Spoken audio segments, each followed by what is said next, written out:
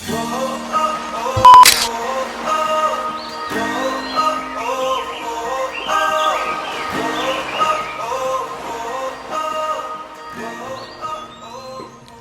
budaya merupakan kekayaan budaya bangsa sebagai wujud pemikiran dan perilaku kehidupan manusia. Yang penting artinya bagi pemahaman dan pengembangan sejarah, ilmu pengetahuan, dan kebudayaan dalam kehidupan masyarakat, berbangsa, dan bernegara. Jadi makanya perlu dilestarikan.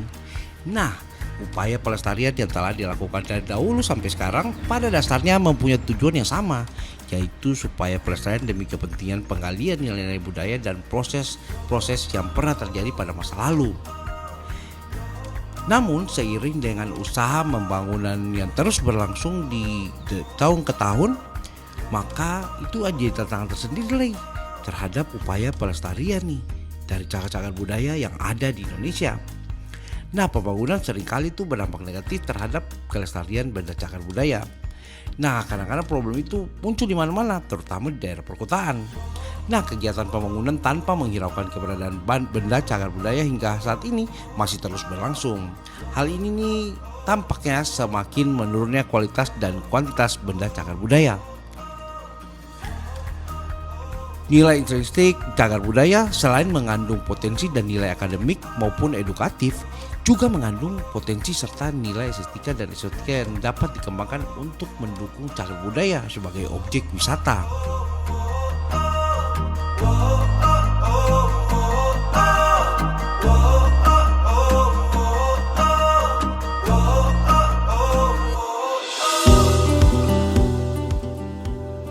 Pemanfaatan cagar budaya sebagai objek wisata sebenarnya itu memiliki hubungan yang resiprokal begitu.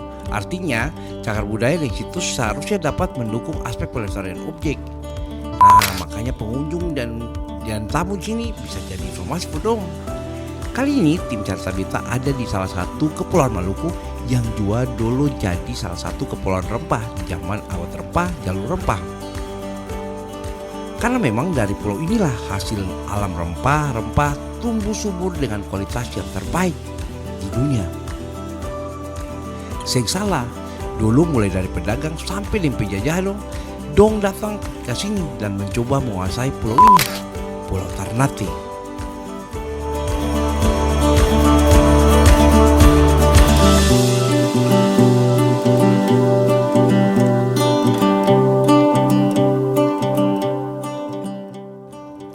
Kalau Katom bicara soal cagar budaya, tentu saja Ternate menjadi salah satu daerah di Indonesia yang memiliki cagar budaya paling banyak yang berada di satu pulau. Nah, cagar budaya ini sampai hari ini masih berdiri kokoh dan menjadi simbol kejayaan Ternate di masa lalu. Mulai dari benteng-benteng kecil yang dibangun para penjajah, sampai dan benteng-benteng besar yang dong gunakan sebagai kantor dan pemerintahan, itu semua ada di sini, di kota Ternate. Nah, di episode kali ini Kato mau cerita sedikit tentang spot cagar budaya yang sekarang nih sing cuma jadi sejarah saja, tapi juga akan jadi destinasi wisata, yaitu wisata budaya for wisatawan yang datang ke kota Ternate. Mari Kato mulai.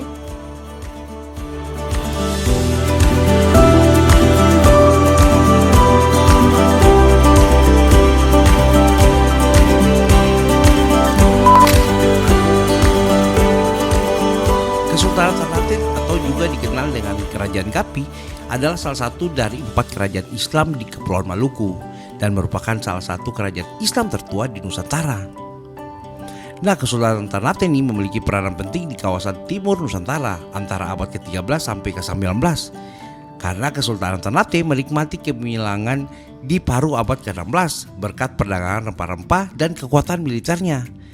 Waktu pas masa kejayaan ini membentang kekayaan itu, dia punya wilayah tuh membentang dari wilayah Maluku, Sulawesi bagian utara, Timur Tengah, bagian selatan Kepulauan Filipina hingga sejauh Kepulauan Marshall di Pasifik. Itu kota Ternate punya kekuasaan tuh. Awalnya di Ternate terdapat 4 kampung yang masing-masing dikepalai oleh seorang memulai.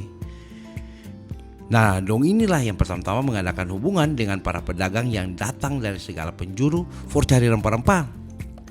Nah, penduduk Ternate semakin heterogen dengan bermukimnya pedagang Arab yang datang dari sini. Oleh karena aktivitas perdagangan yang semakin ramai dan ditambah ancaman yang sering datang dari para perampok, Maka hasil perkasa dari memulai itu, guna pemimpin Tobona diadakan musyawarah untuk membentuk suatu organisasi yang lebih kuat. Nah, tahun 1257 Momole Ciko ini pemimpin Sampalu terpilih dan diangkat sebagai Kolano atau raja pertama dengan gelar Bab Mansur Malamo. Nah, kerajaan Gapi berpusat di Kampung Ternate yang dalam perkembangannya selanjutnya semakin besar dan ramai, sehingga orang-orang penduduk tersebut itu sebagai Gamlamo atau kampung besar itu tambah banyak.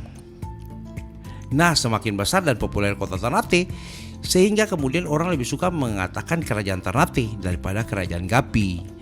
Nah, di bawah pimpinan beberapa generasi berikutnya itu, Ternate berkembang dari sebuah kerajaan yang hanya berwilayah sebuah pulau kecil jadi kerajaan yang berpengaruh dan terbesar bagi timur Indonesia, khususnya di Maluku.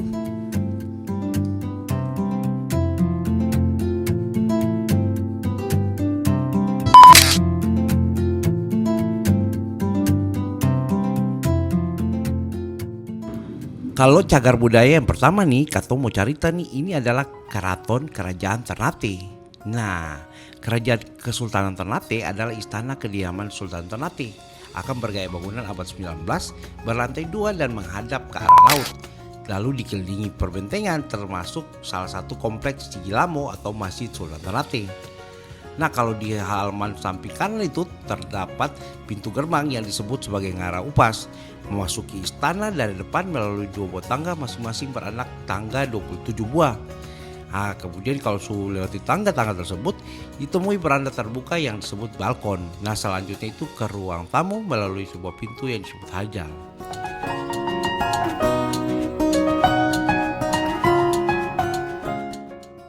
Nah, keraton ini nih cukup luas dengan latar belakang Gunung Gamalama dan alun-alun serta pantai di depannya. Keraton Kesultanan Ternate kini menjadi aset budaya yang berharga di bawah pengelolaan Dinas Kebudayaan dan Pariwisata Kota Ternate. Di sebelah keraton masih ada satu kompleks, ada Museum Memorial Keraton Sultan Ternate.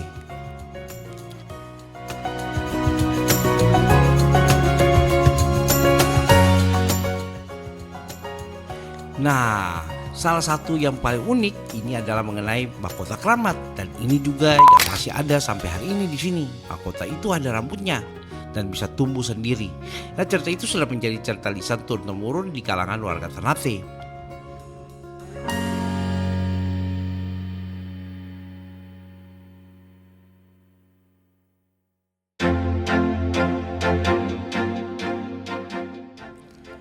Keraton Kesultanan Ternate diketahui sebagai satu-satunya bangunan tradisional yang masih berdiri di kota Ternate. Menurut para ahli, bangunan keraton tersebut dibuat dengan melihat arsitektur Tiongkok yang sudah terakulturasi dengan kebudayaan lokal. Nah, Keraton Kesultanan Ternate berada di tengah kota Ternate dengan atap bangunan keraton yang terbuat dari seng yang dicat kuning. Nah, keraton tersebut menghadap ke arah timur dengan pemandangan laut. Pada halaman keraton terdapat 3 buah tiang bendera untuk mengibarkan bendera sebagai tanda dari keraton itu.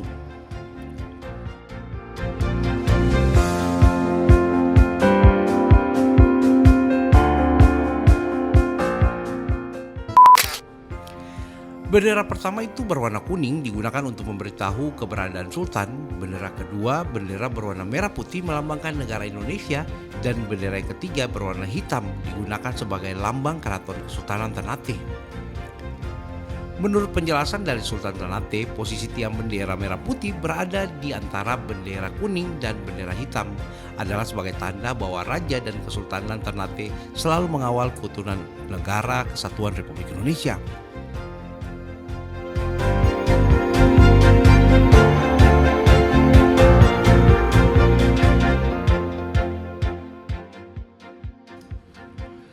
Secara umum, wilayah Keraton Kesultanan Ternate terbagi menjadi beberapa bangunan dengan fungsinya masing-masing.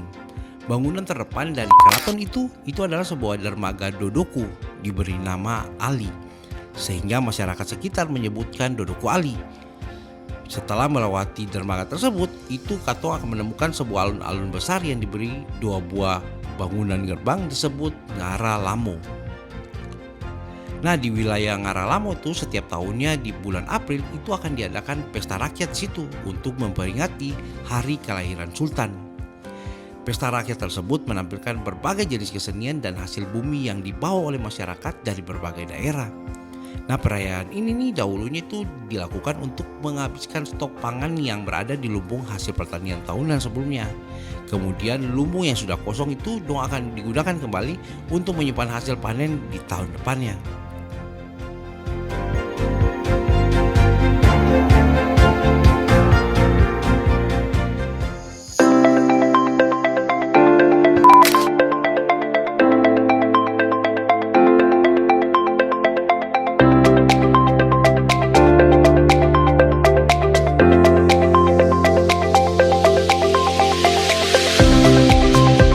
Memasuki kawasan Sungai yang berada di utara keraton akan membuka sebuah kolam besar bernama Air Sentosa. Nah, air yang ada di kolam tersebut berasal dari mata air walaupun secara geografis wilayah tersebut berada di pantai. Mata air tersebut dapat mengalir seluruh keluarga kerajaan. Nah, baru setelah melewati kolam barulah sampai banyak keraton Kesultanan Ternate yang masih ada sampai hari ini. Inilah salah satu cagar budaya yang jadi wisata Ternate.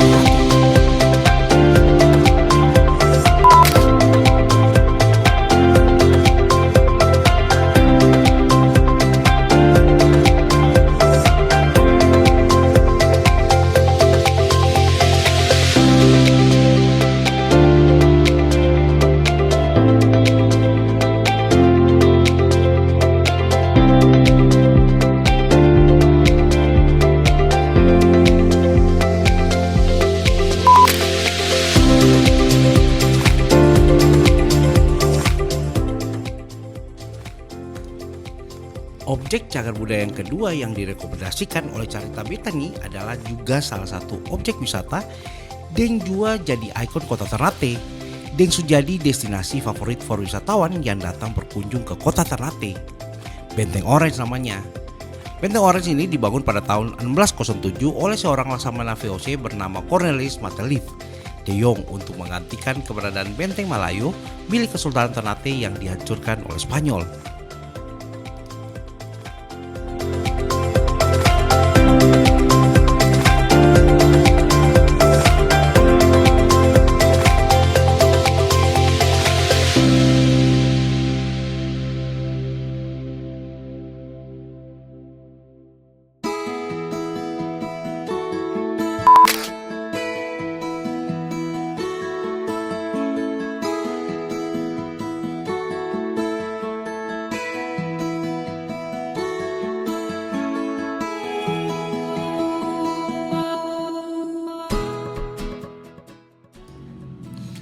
Benteng Oranye dibangun pada tahun 1607 oleh seorang laksamana VOC bernama Cornelis Matelif de Jong untuk menggantikan keberadaan Benteng Malayo milik Kesultanan Ternate yang dihancurkan oleh Spanyol. Menurut sejarah, benteng ini tuh bangun sebagai bentuk rasa terima kasih begitu Sultan Ternate atas kerjasama Belanda waktu itu yang bekerjasama dengan Ternate for mengusir bangsa Spanyol dari Ternate.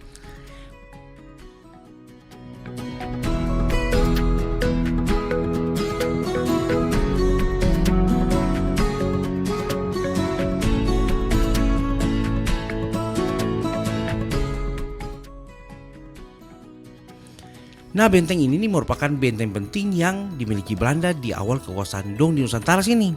Bahkan sebelum Dong pindahkan lakang ke Batavia, Dewan Hindia Belanda pernah diselenggarakan di Benteng Orange nih. Makanya benteng ini paling penting dulu.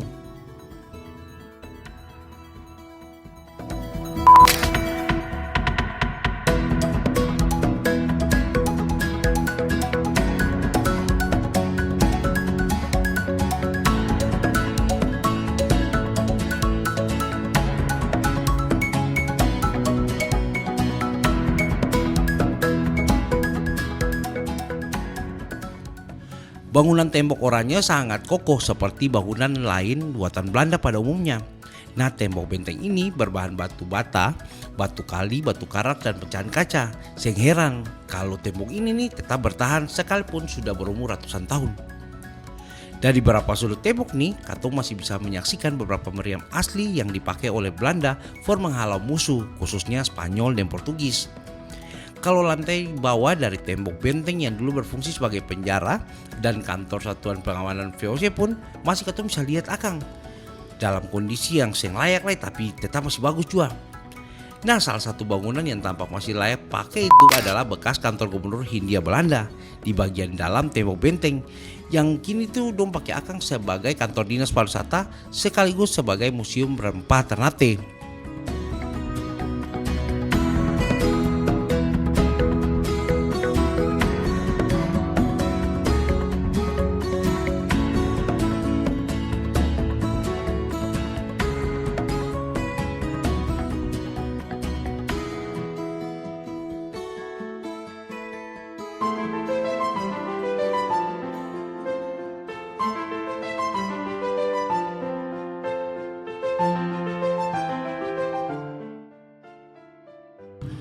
Sebenarnya itu kondisi benteng terbesar di Ternate ini sedikit memprihatinkan. Namun warga setempat itu memberi informasi bahwa proses tahapan revitalisasi benteng ini belum selesai.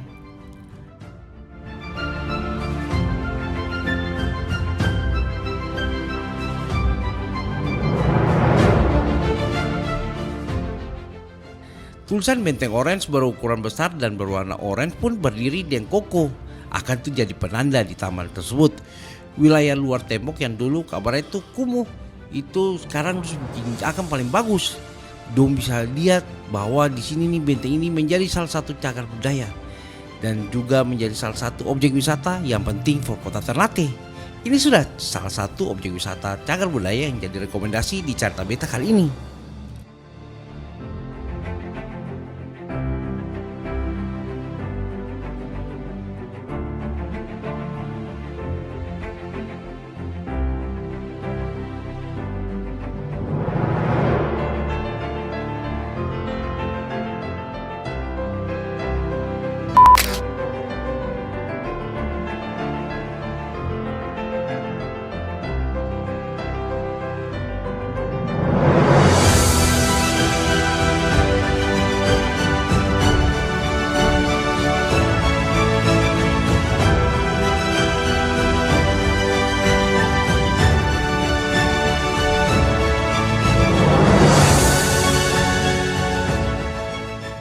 Hari ini nih salah satu bangunan benteng yaitu yang dulu digunakan sebagai kantor VOC yang pertama sekarang sudah jadi museum.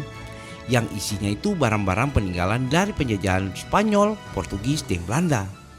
Akang masih disimpan rapi di sini. For jadi pembelajaran tentang sejarah rempah-rempah di Nusantara khususnya di Katong punya tanah Maluku. Jadi teman-teman atau saudara yang datang mengunjungi Benteng Orange dan berwisata ke sini bisa juga sekalian masuk lihat dia museumnya tuh menarik dan juga menjadi pembelajaran tersendiri for Katong punya wisata budaya yang ada di kota Ternate ini. Ini sudah cagar budayanya.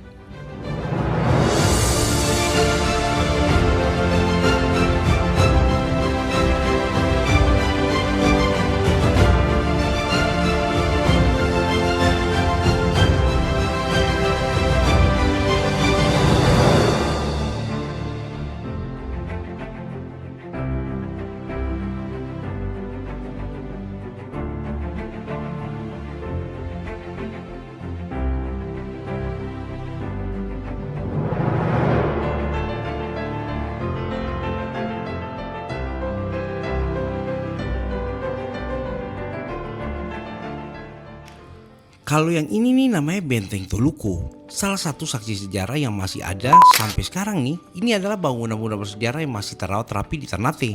Walaupun sudah berfungsi seperti tujuan didirikan, namun melalui bangunan ini nih, Katong bisa memahami betapa luar biasanya kisah perjalanan masyarakat Ternate dari masa ke masa. Nah, Benteng Toluku nih adalah salah satu dari sekian banyak benteng yang menyimpan kisah sejarah perjalanan Ternate. Sampai sekarang Benteng Toluku masih berdiri kokoh di atas bukit batu yang berada di Kelurahan Sangaji, Ternate Utara.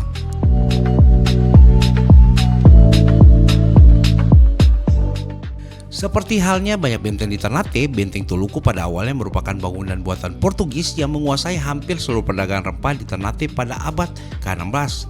Lalu seorang panglima tentara Portugis yang bernama Francisco Serro membangun benteng yang pada awalnya itu bernama Santo Lucas ini sebagai pertahanan sekaligus pusat penyimpanan rempah-rempah asli Ternate yang dong perdagangkan.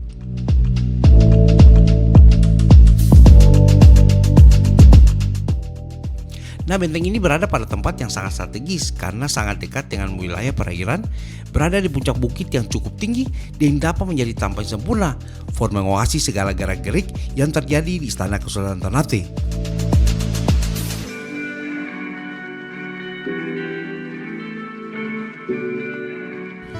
Nama Toluku yang melekat pada benteng ini hingga saat ini juga menyimpan cerita yang sekala menariknya.